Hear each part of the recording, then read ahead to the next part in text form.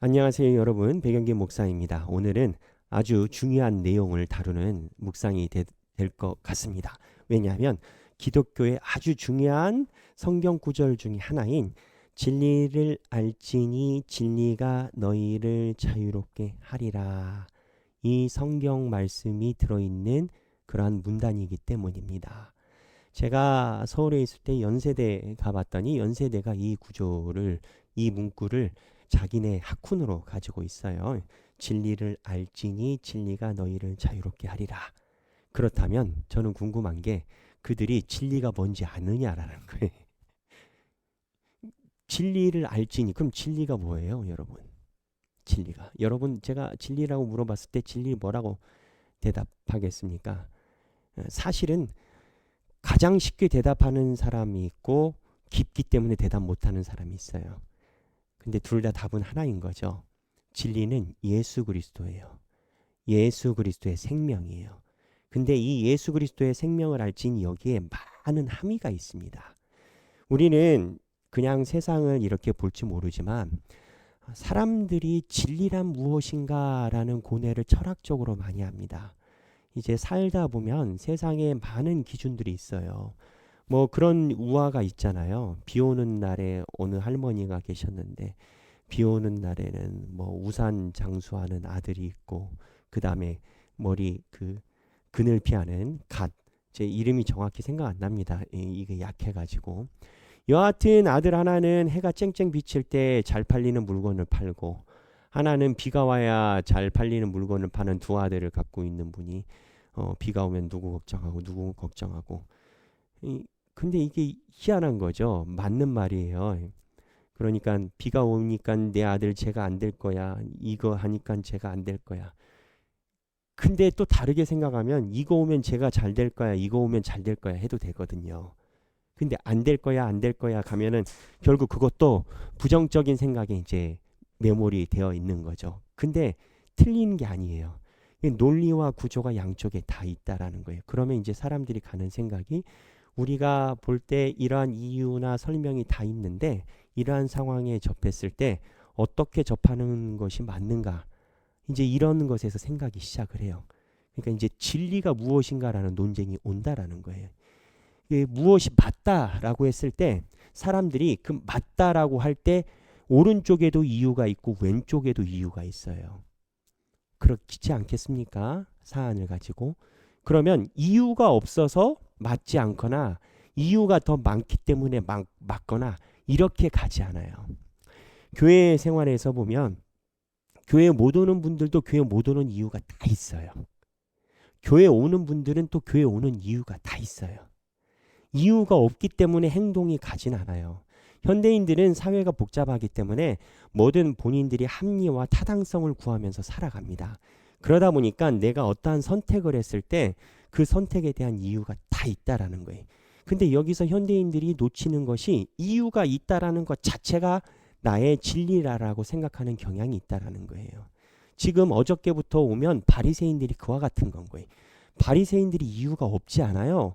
나름대로 타당한 게 있어요. 근데 문제는 뭐냐? 예수 안에 있는 이유가 아니었기 때문인 건 거예요. 그래서 진리를 알지니 진리가 너희를 자유케 하리라 라는 이 본문이 오늘 나오는 게 기독교의 굉장히 중요한 핵심인 겁니다. 그러니까 세상을 살 때 쉽게 얘기하면 예수 밑에 뿌리를 두고 생각을 한 게 진리가 된다는 거예요. 사안을 볼 때 예수님의 마음을 두고 사안을 봐야 그게 정도에서 벗어나지 않는다라는 거예요. 그게 영원한 신적 세계에 들어갔을 때 답이다라고 하는 거예요. 그러면 진리를 알지. 그럼 어떻게 해야 되겠어요? 예수의 마음을 알려고 사람들이 집중하겠죠. 그럼 뭐에 집중하겠어요? 말씀 보고 기도하고 예배하고. 그게 이제 사는 길이라는 거예요. 그래서 기독교의 원리가 진리를 알지니 진리가 너희를 자유케 하리라. 이 얘기를 하는 건 거예요. 자, 그러면 이 본문이 있었던 배경을 저랑 살펴볼 거예요. 오늘 보니까 어저께 바리새인들이랑 싸웠어요. 싸웠고 예수님이 평행성을 그었어요. 근데 감사한 게 그러는 중에도 예수를 믿는 사람이 있었어요. 30절에. 그래서 그거에 대해서 여러분 메시지 어저께 전했지 않습니까? 근데 오늘 조금 다른 종류의 믿는 사람이 나와요. 이 사람들에게 예수님이 진리가 알지니 진리가 너희를 자유케 하리라 라고 말씀을 하신 거예요. 그러면 다른 종류의 사람이 누구냐? 자, 성경 보겠어요. 8장 31절에 그러므로 예수께서 자기를 믿은 유대인들에게 이르시되, 자, 믿은 거예요. 그러니까 여기서 믿었다라고 나와요. 너희가 내 말에 거하면 참으로 내 제자가 되고 진리를 알지니 진리가 너희를 자유롭게 하리라. 여기서 믿은 유대인이 누구냐? 그건 예수님이 이 이야기를 한 대상이 누구냐? 이거에 대해서 신학적으로 많은 연구가 있어요. 대부분의 다수의 신학자들의 의견, 전통적으로 의견은 뭐냐면 여기에서 표현된 믿은 유대인들은 양다리 걸친 중도자입니다. 그러니까 신앙이 아직 자라지 않은 사람들이에요. 씨는 있어. 근데 크진 못했어. 바리새인들이랑 예수님이 논쟁하는데 바리새인 말도 맞는 것 같고 예수 말도 맞는 것 같아. 씨가 없는 게 아니에요. 있어. 근데 이 사람들한테 예수님이 뭐라고 얘기를 하냐? 진리를 알지니 진리가 너희를 자유롭게 하리라. 이 얘기를 하신 거예요. 이 얘기는 뭐예요? 갈팡질팡하는 예수의 씨가 있는 사람들 보고 이제 선택하라라는 거예요. 예수님이. 이 뒤에 쭉쭉 나옵니다. 영적인 세계는 가운데가 없어요.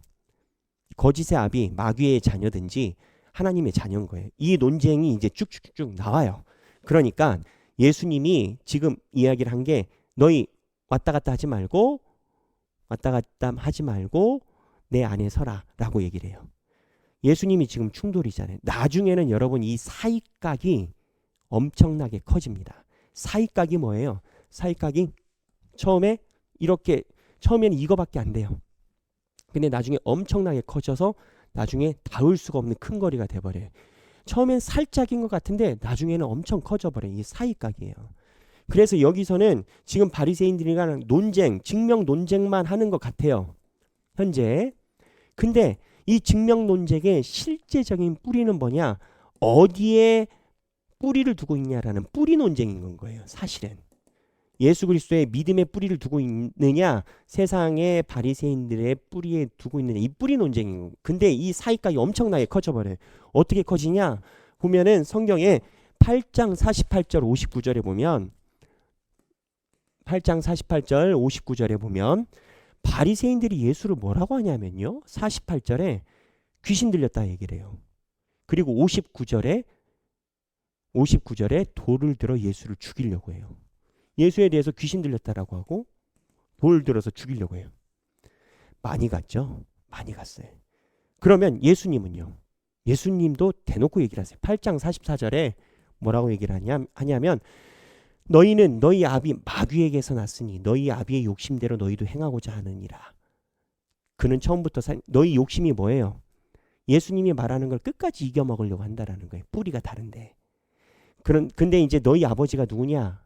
여기에서 성경에 가장 나오는 여기가 이제 예수님 입으로 마귀의 총수, 마귀에 대해서 실상을 언급한 유일한 본문입니다. 예수님은 마귀에 대해서 언급을 이렇게 자세히 한 적이 없어요. 다른 데에서. 그래서 우리가 영적으로 사탄, 마귀, 또 천사론 이런 것을 연구를 할 때 마귀의 인성의 뿌리, 마귀의 실체 본성을 어디서에서 연구를 하느냐? 예수님이 증명한, 예수님이 선언해서 규정한 마귀의 범주 안에서 그 얼굴을 봐요. 근데 예수님이 여기에서 이야기를 해요. 처음부터 살인한 자요. 진리가 그 속에 없으므로 8장 44절 진리에 서지 못하고 거짓을 말할 때마다 제 것으로 자기의 것으로 이야기하는 자라는 거예요. 그래서 이 마귀에 대한 논증이 여기에 나와요. 그래서 이 논증이 사이각이 어마어마하게 커집니다. 근데 이 논증이 커지게 된 배경이 뭐다? 처음에 있는 뿌리 논쟁이고 여기에서 진리가 너희를 자유롭게 하리니 진리란이라는 예수님의 메시지가 던져진 게 이 본문의 위치가 왜 그랬다?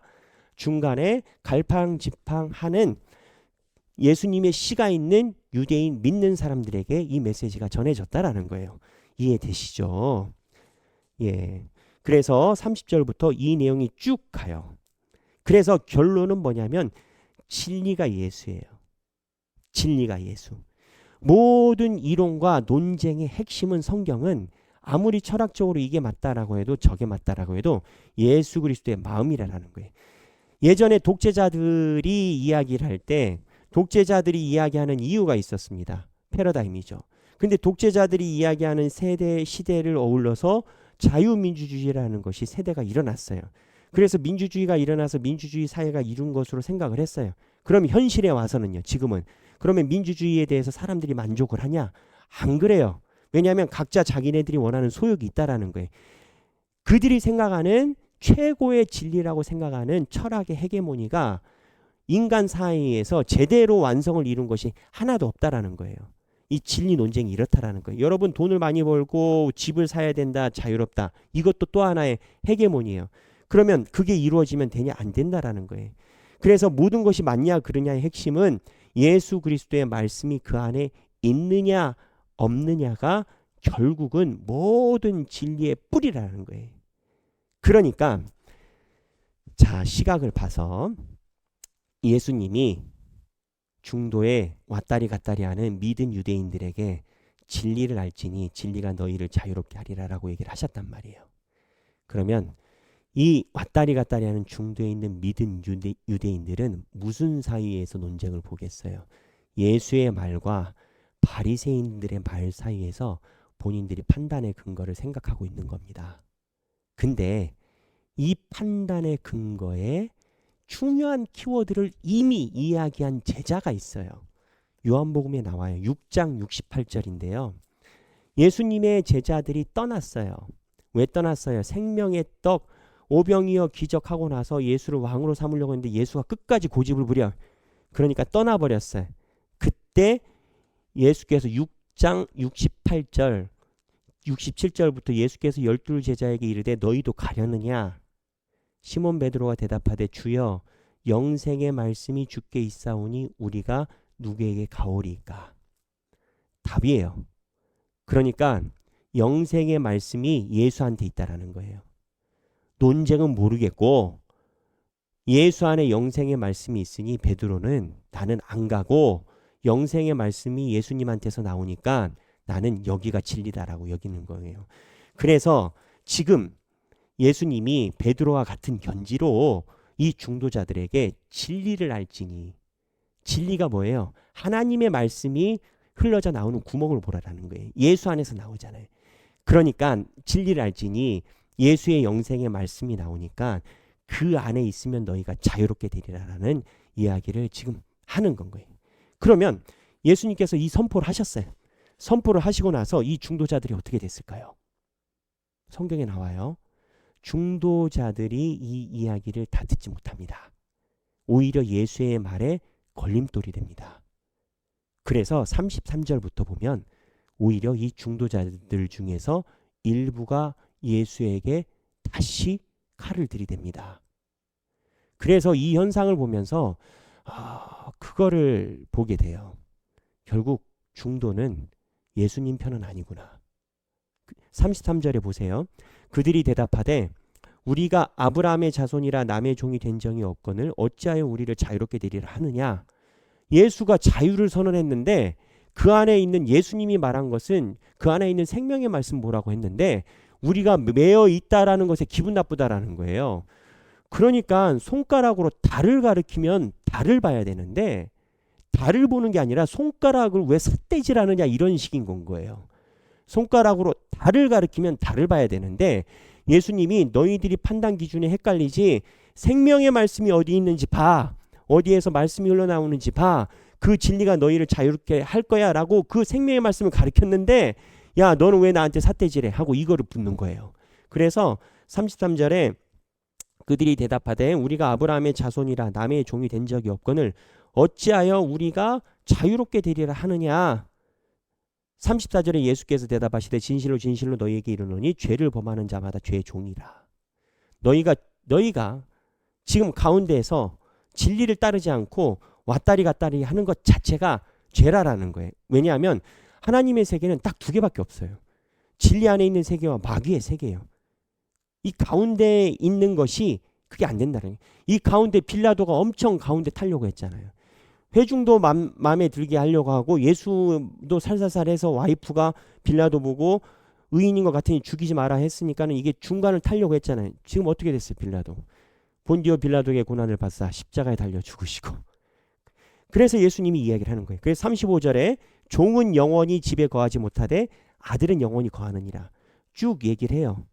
그러면서 너희 아브라함을 가지고 이 사람들이 이 손가락을 가지고 얘기를 하니까 예수님의 키워드가 뭐냐? 아브라함은 너희들이 생각하는 것처럼 안 했다라는 거예요. 너희들이 진짜 아브라함을 알았다면 내가 말하는 것을 들었다라는 거예요. 왜? 아브라함은 탄력성이 있었으니까. 아브라함은 하나님 말씀에 열려 있었으니까. 본토 아비 집을 떠나 내가 내게 지시할 땅으로 가라.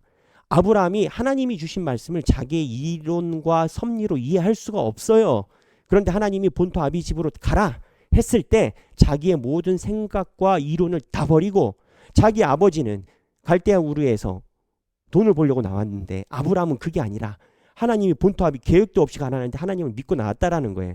창조적으로 하나님의 말씀에 열려있고 하나님의 뿌리를 선택했다라는 거예요. 그러니까 예수님이 하는 소리는 너희들이 진짜 아브라함의 자손이라면 아브라함이 한 것처럼 해야 된다는 거예요. 그러면 내가 생명의 말씀을 대해서 얘기를 하면 생명의 말씀을 들어야지. 왜 바리새인들이 이야기하는 아브라함 때 없었던 아브라함이 만들지 않은 그 틀거리를 가지고 나를 쳐다보느냐라는 거예요. 이거를 이야기를 하는 건 거예요. 그래서 37절에 나도 너희가 아브라함의 자손인 줄 아느라 그러나 내 말이 너희 안에 있을 곳이 없으므로 나를 죽이려 하는도라. 나는 내 아버지의 본 것을 말하고 너희 아버지에게 들은 것을 말하니라. 대답하여 우리는 아버지 아브라함이라 하니 예수께서 이르시되 너희가 아브라함의 자손이면 39절 아브라함의 자손이면 아브라함이 행한 일들을 할 것이오늘. 예수님이 얘기하는 건 아브라함은 너희랑 달랐다라는 거예요.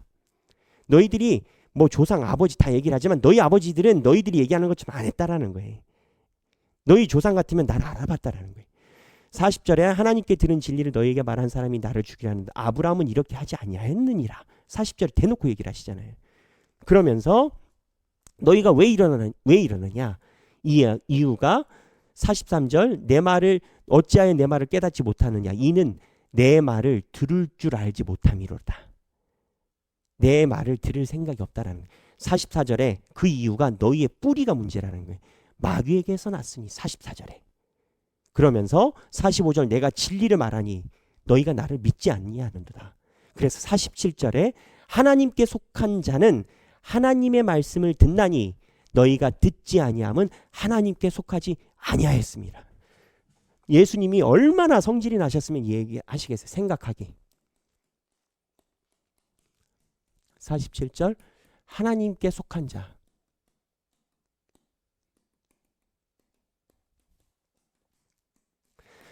하나님이 여러분들한테 여러 번 얘기를 해요. 세상의 방식대로 살지 마라. 내가 진리다. 너희들이 돈을 벌든 직장에 나가든 결국 그 안에 예수가 우선이 돼야 되고 예수가 제1 원리가 돼야 되고 모든 진리와 삶의 논쟁이 예수가 시작점이 되어야 된다. 근데 너희가 아직도 나를 전적으로 믿지 못하고 따라오지 못하느냐? 직설. 그 이유는 너희가 하나님께 속한 자가 아니다. 그러니까 지금 이 논쟁이 중도자한테 예수님이 던지는 거예요. 지금 현대 기독교인이 한국에 한때 1000만이라고 했어요. 한국에 1000만이 다 천국 갈까요? 저는 그렇게 생각 안 합니다. 예수님 말씀에 의하면 주여 주여 하는 자가 다 천국에 가지 못한다라고 했어요. 종교 생활을 하는 자와 믿음을 가진 자가 분명히 심판대 앞에서 분열이 될 겁니다. 여러분들 신앙생활, 여러분들은 씨가 있기 때문에 말씀을 보는 겁니다. 하나님의 씨가 있기 때문에 말씀에 귀 기울이는 거예요. 삶의 절대 기준이 예수라는 것을 훈련받을 만한 때, 하나님이 훈련시킬 때 그 안에 안치되시길, 뿌리를 내리시기를 바랍니다. 이게 아주 중요한 내용입니다.